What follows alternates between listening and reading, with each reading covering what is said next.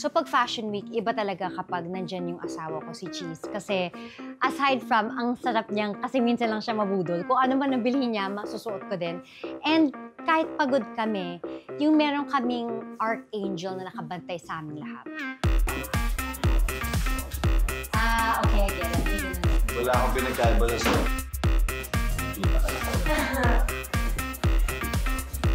Edit out. I-edit natin. So, John Wick.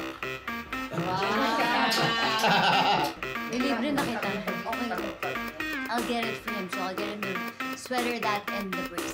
Kung sa Senado, Senate President siya, pagkasama namin siya, normal siyang tao, tagaluto siya, taga-grocery siya, at photographer ko siya.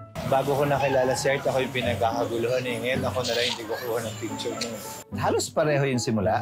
Gigising ng maaga, gagawa ng sariling kape, magbabasa. Magsisimula magbago yun pag kailangan ng kape ni Heart at ninyo. Yung asawa ko, mahilig talaga siya magluto. Siya talaga yung gumagawa ng mga dito sa bahay. Ako lang yung pagpaganda ng bahay. So pag Paris Fashion Week, siya talaga yung nag-grocery, siya yung luluto at nai-enjoy niya yun kasi ang dami niyang nakakasalubong ng mga Pinoy. May nagpapapicture lang sa akin pag wala si Heart. Pag nandun si Heart, wala nang papasin. Oo nga eh. Biminuto kita. Para akong nanalo ng luto ngayon. So as much as gusto namin siya magstay the whole time kasama namin sa Paris Fashion Week, obviously may trabaho siya, hindi ko siya pwedeng angkinin. So kailangan niyang umuwi. So ang gagawin niya, magluluto na yan ng pang ilang araw, ilalagay niya na sa mga garapon para iinitin na lang natin. Sir Cheese, ano ang menu mo for tonight? Bolognese and baked chicken. Wow! Na may backup na beef caldereta sa may backup na chicken pork adobo rice. And fried rice na ibabaon kila Heart.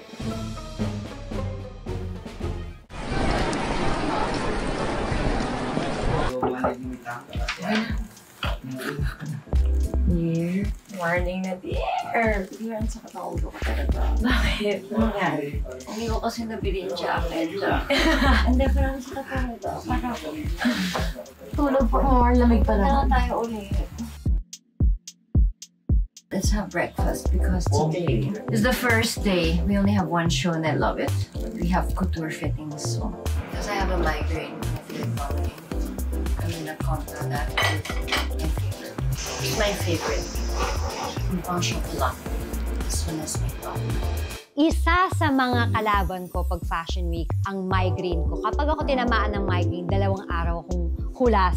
Pero dahil Fashion Week, laban pa rin. How's the headache? It's still Still a headache. I do enjoy the slow moments. I don't enjoy my migraine. I've been trying to learn how to speak. It's kind of hard, but I do know my way around Paris. I've had my Parisian adventures, done stuff on my own here. Ganda.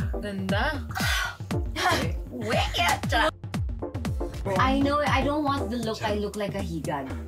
This is not the higad look. This, you need to look like Big Bird, not higad. So we're getting ready now.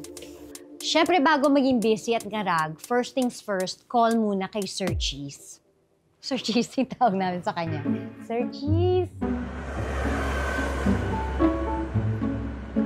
Ganti-gantihan na to! Ganti-gantihan na to! Hawak-hawak mo yung telepono mo, kaka-games mo ang araw, di mo masagot yung telepono mo? Ba't tumatawag ako? Simpleng bagay lang hinihingi ko sa'yo, Cheese! Oh, di na kita kakausap, gusto mo. Ano, ako aso, habol ako na habol sa'yo? Charot! Ay, Alright, babe. Bye. Love you, bye.